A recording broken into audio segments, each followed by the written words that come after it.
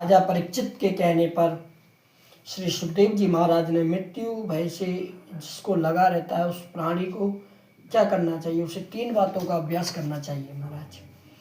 कौन कौन से? तस्मात् भारत सर्वात्मा भगवान ईश्वरो हरि श्रोतव्य कीर्तितव्यश्च स्मर्तव्य चेच्छता भयम। मृत्यु से जो अभय चाहता हो वह माधव की शरण में आ जाए। माधव की शरण में आए बिना मृत्यु, तो माधव की शरण में आने के लिए क्या करें? श्रोतव्य, सबसे पहले उनकी महिमा सुनना प्रारंभ कर दो। और सुनने से फायदा क्या है महाराज? कुछ कार्य करने बाद में जाएंगे, पहले फायदा पूछते हैं कि इस चीज को हम कर रहे हैं तो उससे फायदा क्या है। तो फायदा सुनिए। अरे जब सुनोगे तभी तो उनके बारे में जानोगे प्यारे।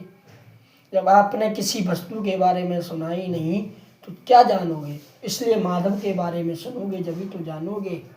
और जब तक जिस व्यक्ति की पूरी जानकारी ना मिले तब तक उसमें श्रद्धा नहीं होती।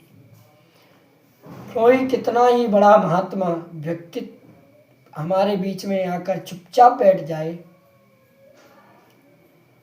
तो हम तब तक उससे नमस्कार भी ना करें जब तक उसके व्यक्तित्व के बारे में किसी ने हमें बताया नहीं। अब हम रिश्तेदारी में जाते हैं, अक्सर ऐसा होता है, शादी ब्याह में गए, बहुत लोग ऐसे आते हैं जो हमको जानते, हम उनको नहीं जानते। तो हमारी माता जी, तभी तो हमने उसके बारे में जाना। तो इसी प्रकार से जब हम माधव ठाकुर जी प्रभु के प्रति जब सुनेंगे, उनकी कथा का महिमा सुनेंगे, उनका वर्णन कि उन्होंने क्या किया, क्या है, कैसे है, क्या स्वरूप है, तो उनके बारे में जब हम सुनेंगे तभी तो जानेंगे। तो इसलिए जाने बिनु न हुई प्रतीति, बिनु प्रतीति हुई न प्रीति। यदि आप किसी को जानते नहीं है तो आपको क्या है कि आप महापुरुष है, कौन है, क्या है, कैसे, कौन, मतलब जब तक आपको आपके माता पिता ज्ञात नहीं कराएंगे, बेटा ये आपका ये है, ये आपके जीजा जी लगते हैं, इसके पैर छुओ, ये आपकी बुआ जी हैं, इनको नमस्कार, तो जब तक नहीं बताएंगे तब तक जानेंगे नहीं। उसी प्रकार से जब तक हम सत्संग में नहीं जाएंगे, प्रभु का महिमा वर्णन नहीं सुनेंगे तो प्रभु के बारे में क्या जानेंगे। तो जाने बिनु न हुई प्रतीति और बिनु प्रतीति हुई न प्रीति। तो इसलिए प्रभु की महिमा जानने के लिए हमें पहले उनकी कथा सुनो, ज़्यादा से ज़्यादा भगवान श्रवण करो तो पता चलेगा कि प्रभु का स्वरूप कैसा है। मैंने बोला ना, स्वरूप कैसे पता चलेगा? तो तब उनका स्वरूप के बारे में पता चलेगा कि सच्चिदानंद रूपाय, कैसे हैं वो? आनंद स्वरूप है, आनंद। जो लाला को जन्म होवे तो जो ना कहे में कन्हैया भयो के, काना भयो के, जी भयो नंद के घर है आनंद भयो, क्योंकि महाराज वो तो परमानंद है, सब आनंदमय है। उनके स्वभाव के बारे में जानोगे, उनका प्रभाव कैसा है यह जानोगे, तब प्रभु में श्रद्धा और प्रेम जागेगा। ये मन भगवान की तरफ जल्दी से जुड़ता ही नहीं। और जब तक हम किसी के बारे में नहीं जानते तो उसके प्रति हमारी कोई भावना नहीं होती कि ये कौन है, कि भाई इसका सम्मान करना है, उठो, कि इसका सम्मान करना है, पैर छू, वो भावना, वो भाव हमारे अंदर प्रकट ही नहीं होगा जब तक हम उसके बारे में नहीं जानेंगे। तो सर्वप्रथम क्या है? जानना, उसके बारे में जानो। क्या कहते हैं? तब श्रद्धा और प्रेम जागेगा। ये मन भगवान की तरफ जल्दी से जुड़ता नहीं है महाराज, और इसको जोड़ने के लिए बड़ा निष्ठुर ही जन्म जन्मांतर से संसार में इसकी रति है। अब परमात्मा से कैसे जुड़े, प्रभु की तरफ कैसे मोड़े, होता है ना। पर उसका औजार बनाना हो तो तोड़ना मरोड़ना तो पड़ेगा ही। लोहे को जब तक आप तोड़ोगे मरोड़ोगे नहीं, औजार कैसे बनेगा, तलवार कैसे बनेगी, इत्यादि। तोड़ना मरोड़ना तो पड़ेगा ही। बिना तोड़े मरोड़े उससे कुल्हाड़ी आदि उस लोहे से बनने, उससे लोहे से कैसे बनेगी।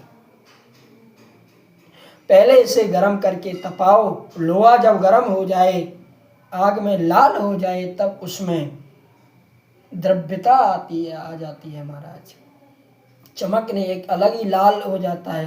फिर उतनी कठोरता नहीं रह जाती। और जहाँ उसमें लालिमा आ जाए, द्रव्यता आ जाए, एक हथौड़ा मार दो, जहाँ चाहोगे तुरंत वही मुड़ जाएगा। जैसे चाहोगे वैसे ही मोड़ दोगे। ऐसे करना है तो ऐसे, तलवार बनानी है तो उसकी कैसे, जिस प्रकार से आप मोड़ना चाहोगे उसको मोड़ सकते हो, फिर इतनी कठिनाई नहीं हो। सुनते हैं जब भगवान के बारे में सुनेंगे, भगवान की माधुर्यपूर्ण लीलाओं को सुनते हैं, इसमें द्रव्यता आ जाएगी। सुनने से उनकी महिमा जब जानेंगे तो भगवान के प्रति हमारा प्रेम जागेगा। और जब प्रभु की महिमा को सुनकर तुम्हारा मन पिघल जाए, तभी विवेक का हथौड़ा मारो, इसे डांटो, अरे पापी, अरे दुष्ट, जिन प्रभु की महिमा में तू इतना मुग्ध हो रहा है, फिर उन माधव का भजन क्यों ना करता, फिर उनके चरणों का ध्यान क्यों नहीं करता। तो मन आज चूंकि इस समय प्रभावित है, आज जान चुका है कि ये है क्या, उनकी लीलाओं के बारे में, उनके स्वरूप के बारे में जान चुका है, तो फिर उस मन को डांटो, बोलो अरे मूर्ख, तब तू इनके बारे में जानता है तो उनका ध्यान क्यों नहीं करता, भजन क्यों नहीं करता। उस समय, इस समय वह प्रभावित है, आपकी हर बात मानेगा और प्रभु की तरफ मुड़ जाएगा। गोस्वामी जी रामचरितमानस में वर्णन कर रहे हैं कि अहिल्या का उद्धार करके राम जी जा रहे हैं। वर्णन करते करते गोस्वामी जी का मन पिघल गया कि राम जी इतने कृपालु हैं, इतने दयालु हैं कि बेचारी अहिल्या वन में पाषाण प्रतिमा बनी पड़ी थी, कोई नहीं देखता था, ना कोई उधर जाता था। ऐसी अभागिन अहिल्या का उद्धार करने प्रभु स्वयं गुरु जी को लेकर पहुंच गए और उस पर अनुग्रह किया, उसे परम पावन बना दिया। और जहाँ मन पिघला था, गोस्वामी जी उस मन को फटकारा। अस प्रभु दीन बंधु हरि कारण रहित दयाल, तुलसीदास सटते भज छाड़ी कपट जंजाल। अब ये जो सट संबोधन है वह अपने मन को है। गोस्वामी जी कहते हैं, अरे सट मन तू बड़ा ढीठ है। एक तरफ तो प्रभु की महिमा सुन सुनकर आज इतना पुलकित हो रहा है, और जब भजन करने की बारी आती है तो इधर उधर भाग जाता है। इसलिए ये दुनिया के जंजाल को छोड़ और जिनकी महिमा से तू पुलकित है, ऐसे प्यारे प्रभु का भजन कर। पूरी राम कथा सुनाने के बाद भी अंत में रामचरितमानस के अंत में भी अपने मन को यूं ही समझाया, ऐसा कौन पापी है जगत में जो श्री राम जी का आश्रय लेकर पावन नहीं हो गया। पाई न केई गति पतित पावन, राम भज सुन सट मना। और स्वामी जी ने पूरी राम कथा सुनाकर अपने मन को समझाया। इतना डांटते हैं, अरे मेरे सट मन, दुष्ट ढीठ, ध्यान से सुन, ऐसे पतित पावन प्रभु श्री राम जिनका आश्रय लेकर किस पापी का उद्धार नहीं हो गया, किसे परम गति प्राप्त नहीं हुई, ऐसे राम जी का भजन कर। गर्म है, पिघला हुआ है, हथौड़ा मारो तो मुड़ जाएगा। उसी प्रकार श्रोतव्य, भगवान की महिमा को खूब सुनो, जितना सुन सकते हो सुनो। प्रभु की महिमा सुन सुनकर जब मन प्रभावित होने लगे, तभी विवेक का हथौड़ा मारो। अपने मन को डांटो, समझाओ, चूंकि इस समय पिघला हुआ है, प्रभु की महिमा से प्रभावित है, तुरंत आपकी बात मानेगा और भजन में मन लगेगा, भजन की तरफ आकर्षित होगा, भजन में समर्पित होगा। जबरदस्ती इस मन को प्रभु की तरफ मोड़ना बड़ा मुश्किल है, क्योंकि ये बड़ा निष्ठुर है, बड़ा ही कठोर है। श्रोतव्य कीर्तितव्यश्च स्मर्तव्यश्चेच्छता भवम्, अर्थात जो मृत्यु के भय से मुक्त होना चाहे उसे भगवान की महिमा ज़्यादा से ज़्यादा सुननी चाहिए, ताकि मन प्रभावित हो जाए। और उन सुनकर मन जब बहुत प्रभावित हो जाए तो कीर्तितव्य, भगवान की महिमा को पहले तो सुनो, उसके बाद फिर दूसरों को सुनाओ। सुनने की महिमा ज़्यादा है, हमेशा सुनाने की बात दूसरे बारी पर वर्णन करना, दूसरे स्थान पर सुनना पहले स्थान पर, क्योंकि जिसने अच्छी तरह सुना होगा वही सुना सकता है। इसलिए भी दूसरा कारण एक और है कि जितना आनंद सुनने में आता है उतना सुनाने में नहीं। वक्ता भगवत प्रेम में डूबने में स्वतंत्र नहीं है। यदि वक्ता भगवत प्रेम में डूब जाए तो वो भूल जाएगा कहाँ है क्या है, तो वह स्वतंत्र नहीं है, लेकिन श्रोता स्वतंत्र है। श्रोता तो भगवान की महिमा को सुनता जावे और खूब आनंद के सागर में डूबता जावे, चाहे जितना कंटा रुद्ध हो जावे, चाहे जितना अश्रुपात हो, चाहे जितनी समाधि लग जावे, उस आनंद में डूबने के लिए वह स्वतंत्र है। पर भक्ता स्वतंत्र नहीं है। भक्ता कहीं प्रेम में ज्यादा डूब गया तो वाणी अवरुद्ध हो जाएगी, और जब वाणी अवरुद्ध हो जाएगी तो कथा कैसे होगी।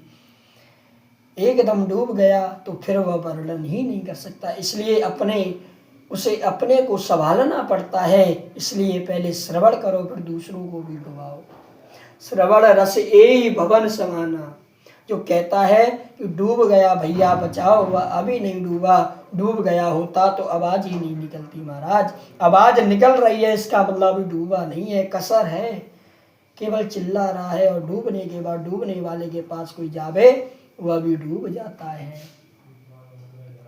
उसे भी डूबा ही लेता है। इसलिए जब तक वाणी मुखरित है, जो कह रहा है कि मैं बहुत डूब गया, वह भी डूबो, दूसरों को भी डुबाओ। और जब भी एकांत मिले, आंख बंद करके उन्हीं का लीलाओं का रसा स्वादन करो, समाधि लगाओ, उन्हीं का एकांत में खूब स्मरण करो। पहले श्रवण, फिर कीर्तन गायन, और उसके बाद स्मरण। परीक्षित बोले महाराज, मेरे तो 7 दिन ही हैं, मुझे क्या क्या करना चाहिए। सुखदेव जी बोले 7 दिन कोई कम होते हैं क्या परीक्षित। मैं भी निर्गुण ब्रह्म की सत्ता को परिनिष्ठित था, पर गोविंद के गुणानुवाद ही इतने सरस मधुर हैं कि